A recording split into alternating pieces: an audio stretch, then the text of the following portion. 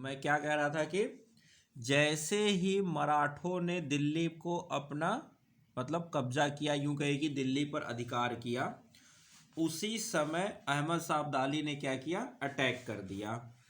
तो मराठों और अहमद शाह अब्दाली के बीच में हुआ थर्ड बैटल ऑफ पानीपत 1761 में, और इसमें मराठाज हो गई हार। जब मराठाज की हार हो गई और यहाँ दिल्ली में क्या हुआ था, इन मराठों ने थर्ड बैटल ऑफ पानीपत से जस्ट पहले क्या किया था, शाहजहां और इमाद उल मुल्क की हत्या कर दी थी। तो दिल्ली की पर सुल्तान तो है, समझिए थोड़ा कॉम्प्लिकेशन, दिल्ली में सुल्तान तो है लेकिन वो दिल्ली की गद्दी पर बैठा नहीं है। वो कहाँ है, वो बिहार में यानी उत्तर प्रदेश अवध में पड़ा हुआ है, अवध प्रोविंस में सुल्तान है शाह आलम सेकेंड, लेकिन वो अवध में पड़ा हुआ है। तो दिल्ली की जो तख्त है यानी कि जो सिंहासन है वो क्या है, खाली है। तो वहां पर एक डिक्टेटर जिसका नाम था खान रोहिल्ला, वो क्या करता है, अपना डिक्टेटरशिप चलाता है 10 सालों तक। कब तक, 1770 तक। ठीक है, 1770 तक क्या करता है ये, यहां पर अपना डिक्टेटरशिप चलाता है। कौन, खान रोहिल्ला। तो कहानी जो है वो सिंपल सी, अगर आपको एक सीरीज में समझाई जाए तो थोड़ा सा समझिए इसको, कंफ्यूजन ना हो। तो कहानी ये है कि यहाँ है दिल्ली, दिल्ली में है थ्रोन, यहाँ पर है क्या, अवध प्रोविंस। ठीक है, थ्रोन पर, और थ्रोन पर जो बैठ है वो कौन है, एम्परर। ठीक है, तो एम्परर जो है एक्चुअल में वो कौन है, वो है शाह आलम सेकेंड। लेकिन ये कहाँ पर है, ये दिल्ली जा ही नहीं रहा, ये चुपचाप से बैठा हुआ है अवध में। तो थ्रोन क्या है, खाली पड़ा हुआ है। तो यहां पर क्या करता है, इमाद उल मुल्क किसको बैठा देता है, शाह जहां थर्ड को बैठा देता है। शाह आलम क्यों नहीं आ रहा है, क्योंकि वो देख रहा है अगर मैं दिल्ली आऊंगा तो मारा जाऊंगा। तो शाह आलम अपनी जान की सुरक्षा के लिए क्या, फॉर सेफ्टी, अपनी जान की सुरक्षा के लिए कहाँ, अवध में बैठा हुआ है। तो थ्रोन खाली था तो उसको वहां बैठा दिया गया, किसको, शाहजहां सेकेंड को। इसी समय क्या हुआ, दिल्ली पर अटैक ऑफ मराठाज, दिल्ली पर क्या करते हैं, मराठा अटैक कर देते हैं। तो इस अटैक में क्या होता है, Shahjahan third killed, Shahjahan third killed हो जाता है, और इमाद उद जो रहता है वजीर, इमाद उल मुल्क, वो भी खत्म। अब जैसे ये कहानी है क्या, अटैक होता है कब, 1761 में। लेकिन मराठा अभी अपने आप को वहां दिल्ली में एडजस्ट करते, सेटल करते, या शाह आलम को बुलाते, जो भी करते, तब तक क्या हुआ, दिल्ली पर अटैक हो गया, किसका, बाहर से, अटैक ऑफ अब्दाली, अहमद शाह अब्दाली का अटैक हुआ। और अटैक हुआ तो थर्ड बैटल ऑफ पानीपत 1761। ठीक है, और इसमें हो गई मराठाज की हार, मराठा की हो गई हार। तो अब दिल्ली में होने चाहिए थे मराठा, लेकिन वो अहमद शाह अब्दाली से हार कर उनकी शक्ति बिल्कुल खत्म सी हो गई। तो फिर से क्या हो गया, अंतोगत्वा घूमकर फिर से थ्रोन हो गया खाली। मराठों की हार होते ही क्या हो गया, थ्रोन हो गया खाली। खाली थ्रोन हुआ तो अब एक नया व्यक्ति आया जिसका नाम था खान रोहिल्ला। क्या था, खान रोहिल्ला। इसने क्या किया, यहां पर अपना डिक्टेटरशिप स्टार्ट कर दिया। और 10 साल तक बड़े आराम से बिना किसी रोक टोक के डिक्टेटरशिप किया, जब तक उसकी मौत नहीं हो गई। ये इतनी कहानी है। ठीक है, तो अंतिम रिजल्ट ये निकला, यानी 1770। अब कहानी कहाँ पहुंच चुकी है? 1770। खान रोहिल्ला की डेथ कब हुई है? 1770 में हुई है। तो कहानी कब से शुरू हुई? 1759 से शुरू हुई। 1759 में शाह आलम का सुल्तान बनना, लेकिन वो बिहार में रुक जाता है, आता नहीं है। शाहजहां को गद्दी पर चेहरा बनाया जाता है, लेकिन 1761 10 साल बाद मराठा अटैक करते और उसकी हत्या हो जाती है। मराठा को अभी मुश्किल से कुछ महीने में, तब तक अब्दाली अटैक करता है, थर्ड बैटल ऑफ पानीपत होता है, मराठा जाते हार, फिर हो जाती है दिल्ली की गद्दी खाली। एम्परर है लेकिन वो थ्रोन पर नहीं बैठा है, तो अब हो जाती है दिल्ली की गद्दी खाली। जब दिल्ली की गद्दी खाली हो जाती है तो अब फिर क्या होगा? अब एक डिक्टेटर जो रहता है नोबेल, खान रोहिल्ला, वो क्या करता है? दिल्ली की गद्दी पर बैठता तो नहीं है, लेकिन हुकूमत वही करता है, डिक्टेटरशिप की तरह वह हुकूमत करता है। 1770 में उसकी डेथ हो जाती है।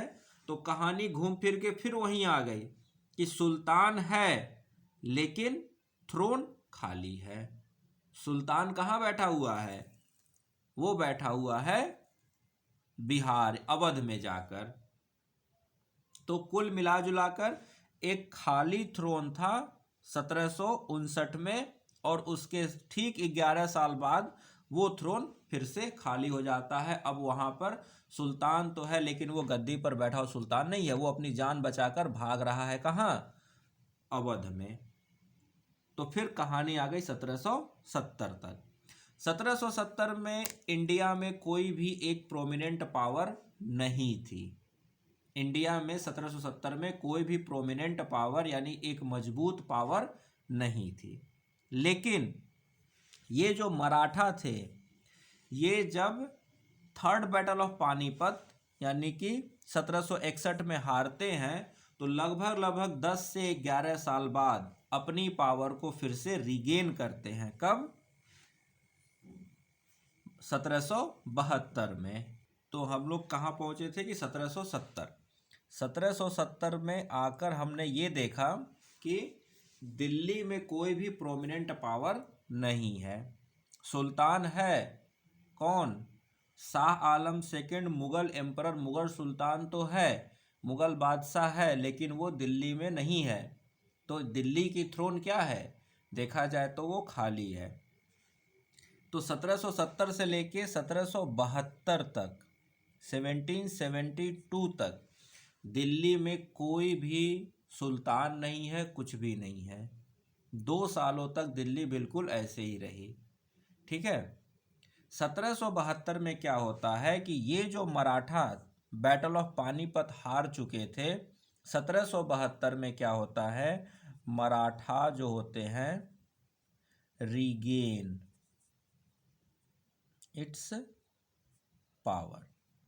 तो 1772 में मराठाज अपनी पावर को थोड़ा हद तक रिगेन कर पाते हैं, और जब मराठाज रिगेन कर लेते हैं अपनी पावर 1772 में, तो ये हो जाते हैं अब सबसे प्रोमिनेंट पावरफुल लोग। कहाँ? दिल्ली में। और ये लोग अब क्या करेंगे? इस किसको? शाह आलम को दिल्ली में लाकर स्थापित करेंगे। कहेंगे नहीं, अब तुम आओ दिल्ली। क्यों?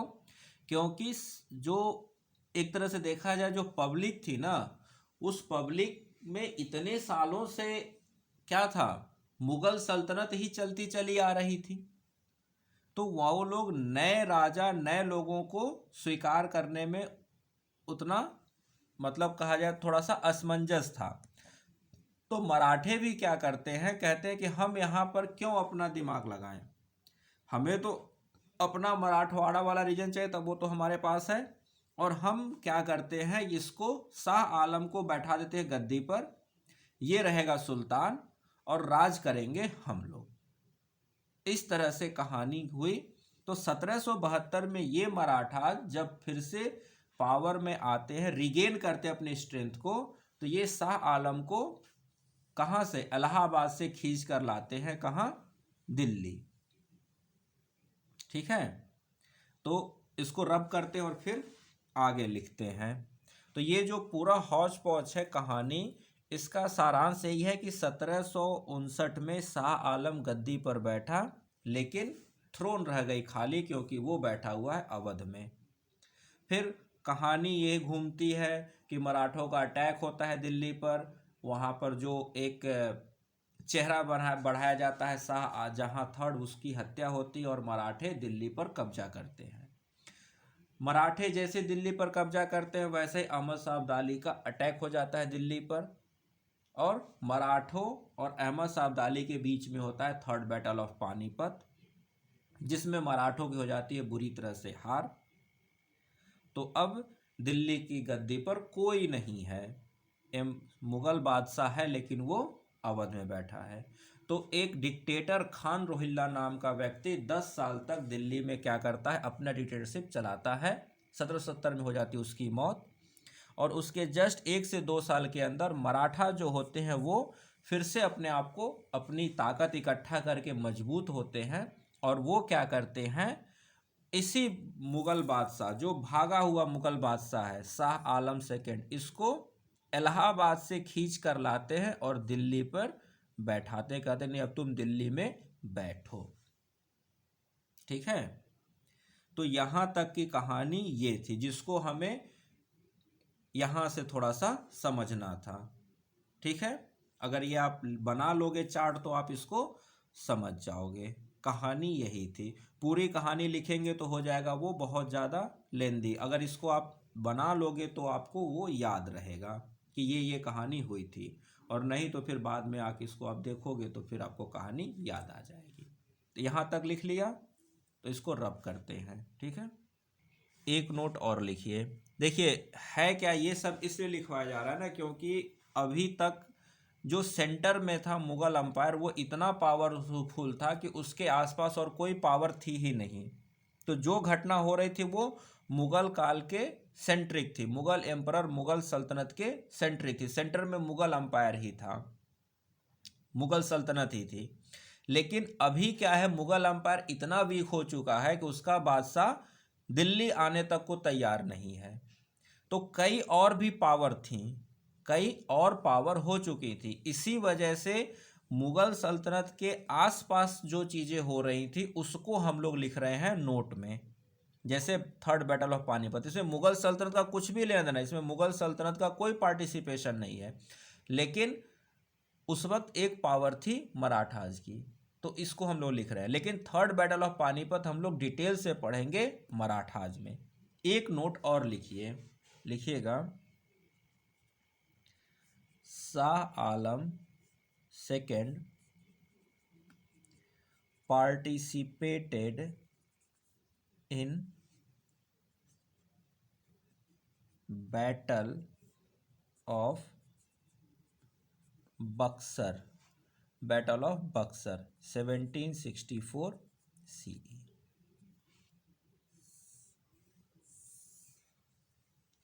अब ये बैटल ऑफ बक्सर जो है ये हम लोग पढ़ेंगे मॉडर्न इंडिया में, कि अंग्रेजों ने कैसे इंडिया पर अपना अधिकार किया। तो जब वहाँ आप पढ़ोगे तो वहाँ आपको बैटल ऑफ बक्सर बिल्कुल डिटेल से पढ़ाया जाएगा, और ये भी पढ़ाया जाएगा कि बैटल ऑफ बक्सर के क्या कॉन्सिक्वेंसेज हुए भारत के ऊपर। ठीक है, लेकिन यहाँ पर हम मुगल अंपायर पढ़, लेकिन मुगल अंपायर का कुछ इसमें रोल था, यानी उसने पार्टिसिपेट किया था। तो वो चीज़ यहाँ पर रखिए, क्योंकि आपसे पूछा जा सकता है कि बैटल ऑफ बक्सर के टाइम पर मुगल अंपायर कौन था। ये तो खुद पार्टिसिपेट किया था, तो याद रहेगा शाह आलम सेकेंड था। हाँ, बैटल ऑफ बक्सर में अंग्रेजों की जीत होती है, और ये ऐसा बैटल था जो डिसाइड कर देता है कि भारत पर कौन अब राज करेगा, तो वो हो जाते हैं अंग्रेज। ठीक है, तो यहाँ तक कहानी हमें समझ में आई कि शाह आलम 1759 पर गद्दी पर बैठा, लेकिन बिहार में रहा। उसके बाद उसकी जगह पर शाहजहां थर्ड को गद्दी पर बैठाया गया।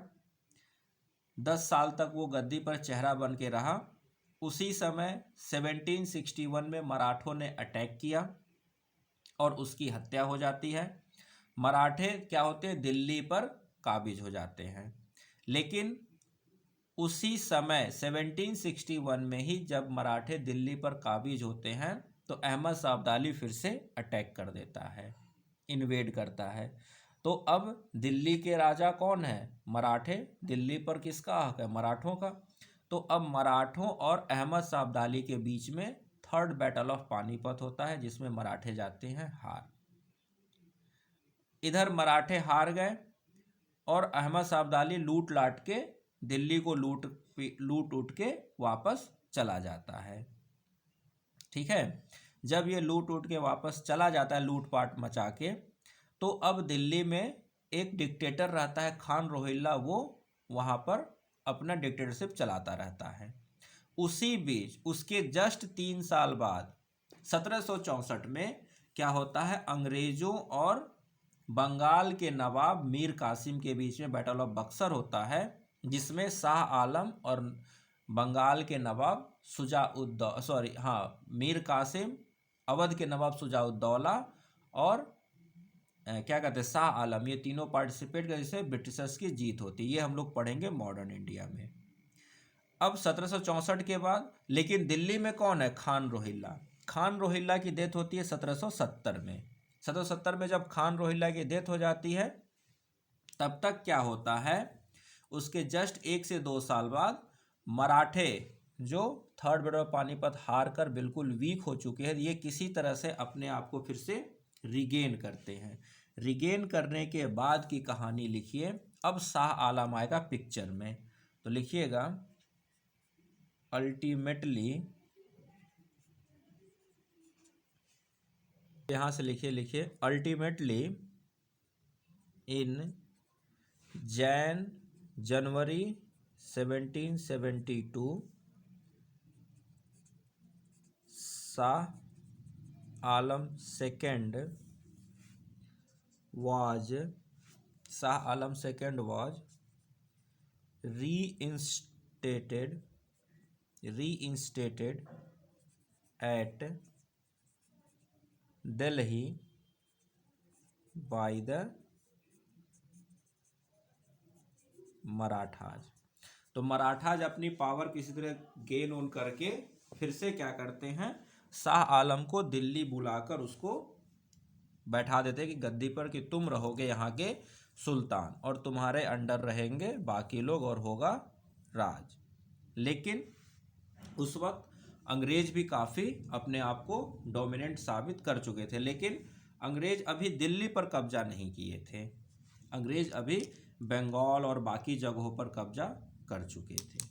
ठीक है, अब जैसे 1772 में ये गद्दी पर बैठता है, उसके कुछ समय बाद, कब, तो लिखिएगा इन 1788 एक व्यक्ति जिसका नाम है गुलाम कादिर। गुलाम कादिर कौन है, तो लिख लीजिए गुलाम कादिर के बारे में, grandson of Khan Rohilla. Khan Rohilla याद है ना, दिल्ली का डिक्टेटर। तो दिल्ली उसकी उसकी डेथ हो जाती है, तो उसका ग्रैंड सन गुलाम कादिर ये अपने आप को इतना मजबूत कर लेता है कि ये शाह आलम के ऊपर ही अटैक करता है। तो Ghulam Qadir occupied Delhi, Ghulam Qadir occupied Delhi and blinded Shah Alam second and imprisoned him, और उसको बंदी बना लेता है। शाह आलम को अंधा करके उसको बंदी बनाता है। सोचिए दिल्ली का सुल्तान इतना वीक हो चुका है कि एक डिक्टेटर का ग्रैंड सन क्या करता है, उसको हराकर अंधा कर देता है और बंदी बना देता है। लेकिन फिर थोड़ी सी कहानी में ट्विस्ट आता है, लिखिएगा। Ghulam Qadir was defeated and executed by, किसके द्वारा? लिखिए, महादजी सिंधिया। महादजी सिंधिया एट मेरठ। अब ये महादजी सिंधिया कहाँ से आ गए? Executed by Mahadji Scindia. अब सिंधिया जो हैं ये हम लोग पढ़ेंगे मराठों में। ये मराठा के फ्यूडेटरी थे। सिंधिया वगैरह जो थे ये मराठों के फ्यूडेटरी थे, वहाँ हम लोग इनके बारे में पढ़ेंगे, ठीक है। अभी बस इतना समझिए कि महादजी सिंधिया ने गुलाम कादिर को हरा दिया और फिर क्या किया? Meerut in 1789 and Shah Alam second was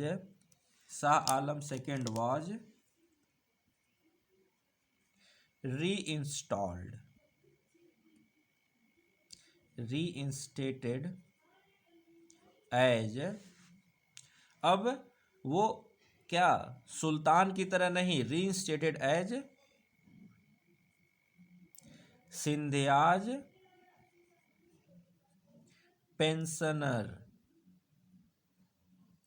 क्या कहते हैं कि तुम रहोगे सुल्तान, लेकिन तुमको हम देंगे खर्चा, तुम रहोगे हमारे पेंशनर के रूप में।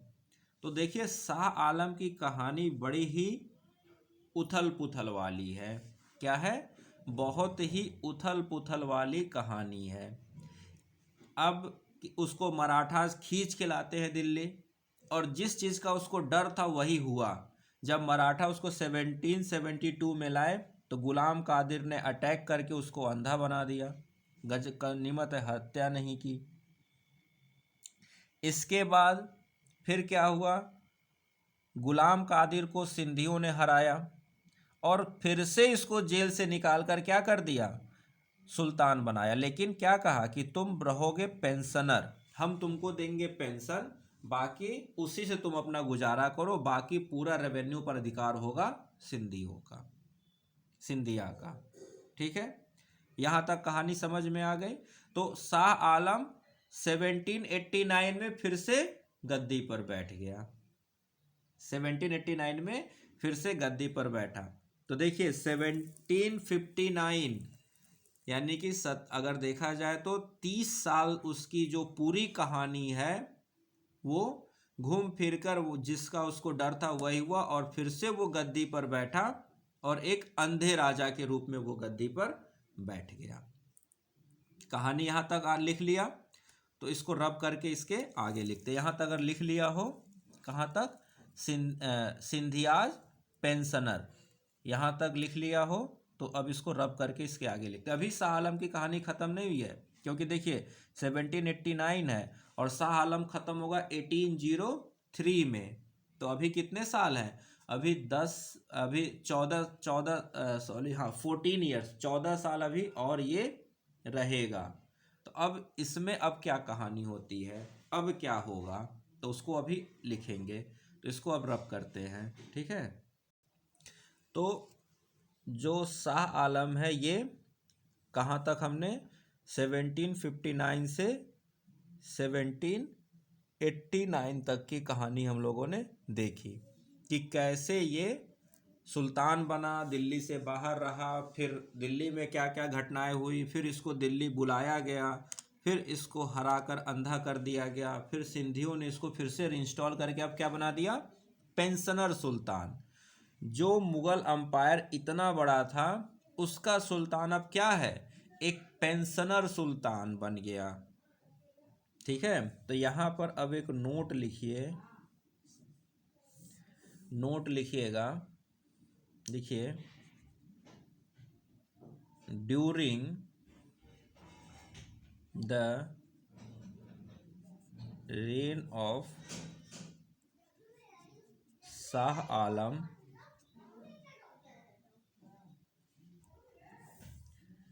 a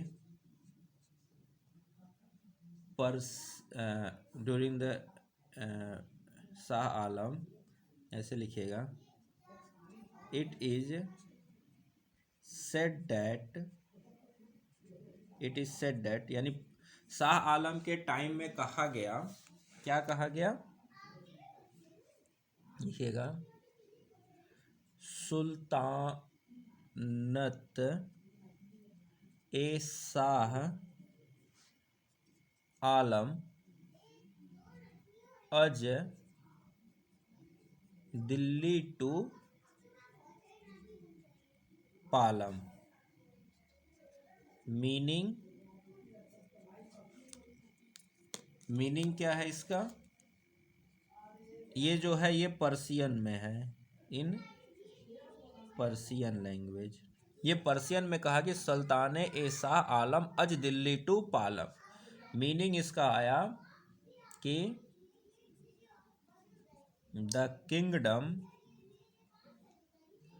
of Shah Alam, the kingdom of Shah Alam is, the kingdom of Shah Alam is from Delhi to Palam.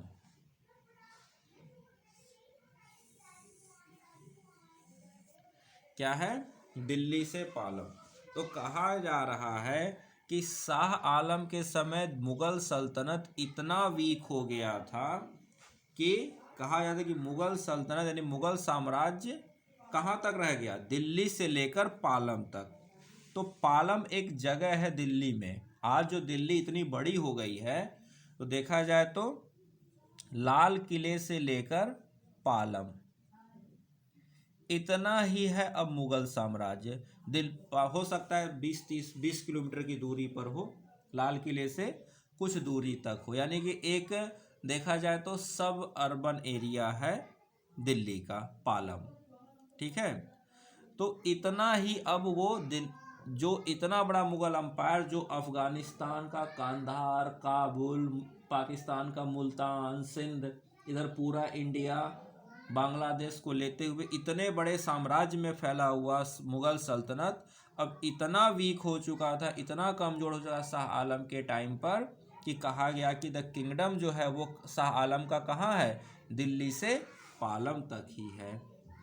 यानी उसके अलावा अब किंगडम का कोई नामो निशान नहीं है, कोई सुनने वाला नहीं है। और हम देख भी रहे हैं, जो चाह रहा है वही अब मुगल सुल्तान को क्या कर रहा है, उसकी टपली बजा दे रहा है। ठीक है, मतलब बिल्कुल ही हालत खस्ता और ख़त्म सी हो चुकी है। मुगल सुल्तान का मतलब कुछ भी नहीं। तो ये अब क्या हो रहा है कि 1789 में जब सिंधिया इसको रीइंस्टॉल करके अपना पेंशनर बनाते हैं, तो उस वक्त जो था, जो ब्रिटिशर्स थे वो अपने आप को बहुत मजबूत कर चुके थे दिल्ली में। और जब उन्होंने 1792 में जाकर मैसूर को भी जीत लिया था, तो उनकी पोजीशनिंग और भी मजबूत हो चुकी है। इधर मैसूर, बॉम्बे, बंगाल, ये सब अब क्या हो चुका था, ब्रिटिश इंडिया के कंट्रोल में आ चुका था। ये हम लोग पढ़ेंगे मॉडर्न में। अभी इतना समझे कि अब तक ब्रिटिश के पास सब कुछ कंट्रोल में आ चुका था, बस दिल्ली उनके हाथ में नहीं था। क्या था, बस दिल्ली उनके हाथ में नहीं था। दिल्ली का भी बादशाह कौन था, मुगल बादशाह, यानी कि शाह आलम सेकेंड, जो एक अंधा कमजोर बादशाह था। तो ब्रिटिशर्स क्या करते हैं, लिखिएगा, इन 1803 Delhi was captured by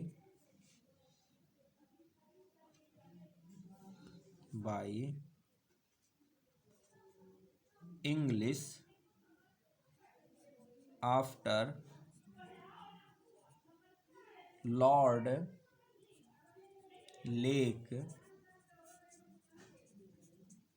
defeated, Lord Lake defeated the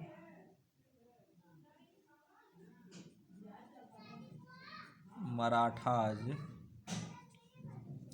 and Shah Alam II, Marathas and Shah Alam II now, and Shah Alam II now, and ऐसे लिखिएगा, इसको रब करके यहाँ से लिखिए, and now Shah Alam second became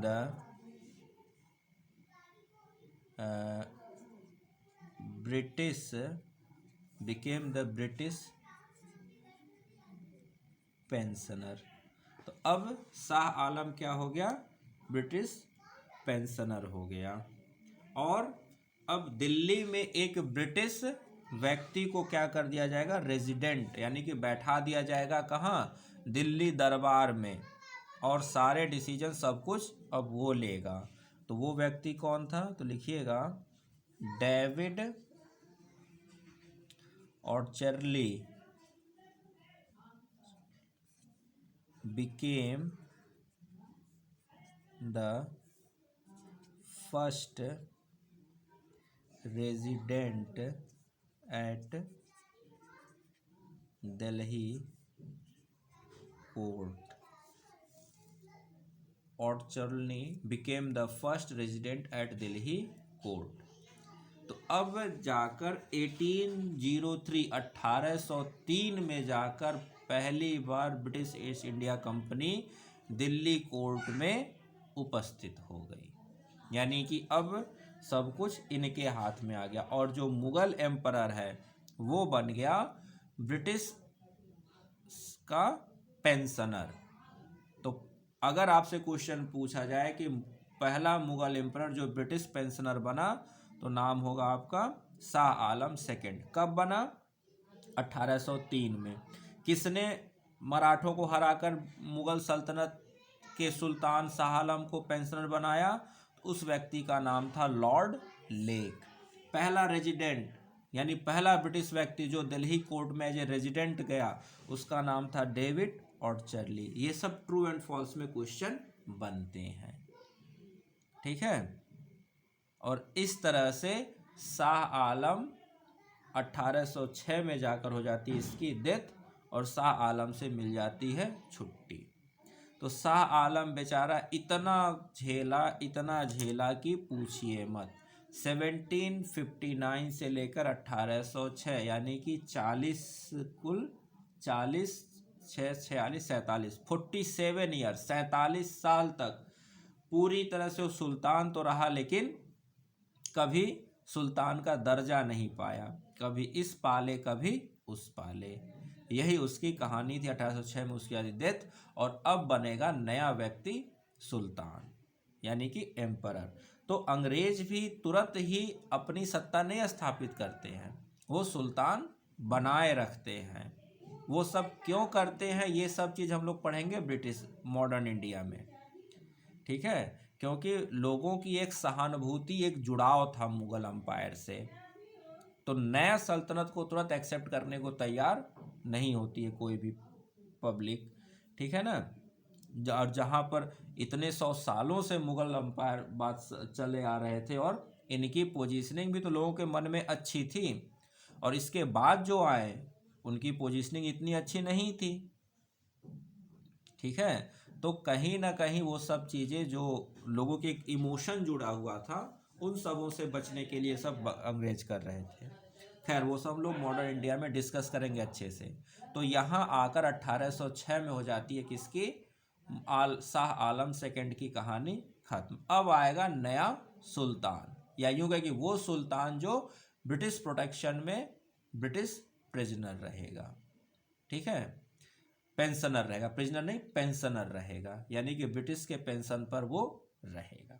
तो अब इसको करते हैं रब, और बढ़ते हैं नेक्स्ट सुल्तान की।